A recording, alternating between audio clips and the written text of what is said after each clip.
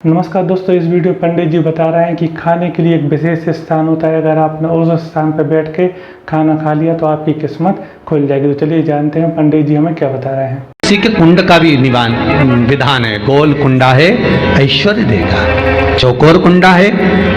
आप लोग कई बार देखे होंगे किसी किसी के यहाँ चौकोर तुलसी का क्यारा होता है, कुंडा होता है, वो वंश बढ़ाता है। षडाकृति का है, वो धन देता है, संपदा देता है। दोष हमारा है, हम तुलसी के कुंडे के नीचे शंकर जी को रख देते हैं। क्यों? कि यहीं तुलसी जी को पानी चढ़ाएंगे, यहीं शंकर जी को चढ़ा देंगे। दोष है। तुलसी के कुंड के नीचे हम सर्प देव को रख देते हैं, नाग देवता रख देते हैं, पानी चढ़ाएंगे, पाथरी रख देते हैं। नहीं, दोष। हम सबको स्वयं अगर गलती करते हैं तो स्वयं को भोगना। कैसा कुंड हो? 7 तरह के कुंडों का व्याख्यान तुलसी के रूप में कहा गया हमारा। पहला गोल, दूसरा चौकोर, तीसरा षडाकृति, चौथा त्रिवेणी, 3 कोने वाला कुंडा।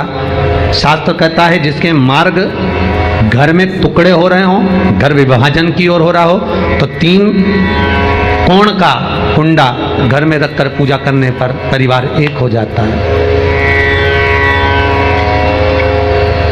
5वां, गार्डन में बिना कुंडे का, बिना कुंड का जो तुलसी का पौधा रोपित होता है, बिना कुंड के एक बगीचा जैसा बो दिया जाता है, तुलसी तुलसी उत्पन्न हो जाती है। महाराज, वहां पर संपदा तो रहती है पर चिंता बहुत रहती है, टेंशन बहुत रहता है। क्यों? घर के दरवाजे के बाहर इतनी सारी बगीचे में तुलसा कर दी। कोई निकल कर जा रहा था, उसने थूक दिया। कोई निकल कर जा रहा था, उसने पानी डाल दिया।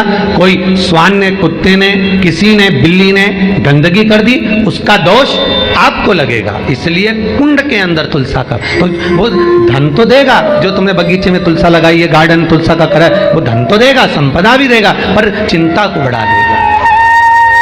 5वां,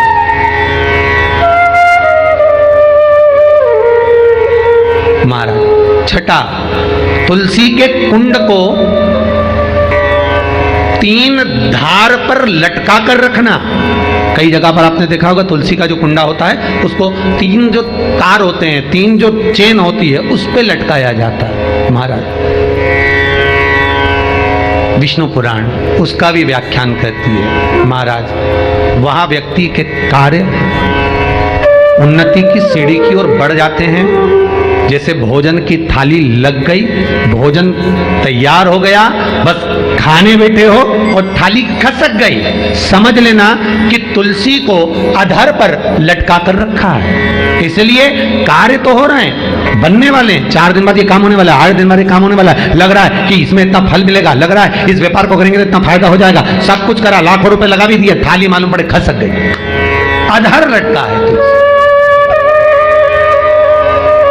7 क्रम है तुलसी के, ये 6ठा क्रम बताया। तुलसी का 7वां क्रम,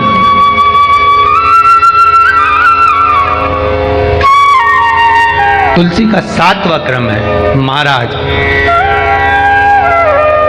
तुलसी का कुंडा जैसा घर के आंगन में है, तुलसी का कुंड जैसे घर के आंगन में विराज रहा है, ऐसा ही छोटा सा कुंड भगवान के लिए रोपित करें। प्रतिदिन भगवान की सेवा करते समय तुलसी का कुंड सम्मुख रखकर उसकी आराधना करना, फिर उस कुंड को वापिस बाहर ले जाकर रखना, फिर दूसरे दिन पूजन के समय पर कुंड को लाकर रखना। हम तो यहां तक कहते हैं, विष्णु पुराण गर्ग संहिता कल्याण का तुलसी अंग यहां तक वर्णन करता है कि आप पूरे साल ये नहीं कर सकते तो कम से कम कार्तिक के महीने में भगवान के सामने तुलसी का छोटा कुंड, चौकोर वाला, गोल नहीं, चौकोर कुंड लाकर भगवान के सामने रखकर छोटा सा कुंड का पूजन कर भगवान के साथ उस कुंड को वापस बाहर विराजमान करें, फिर कल लेकर आए, फिर विराजमान करें। आप पूरे साल नहीं कर सकते तो 1 महीना करें।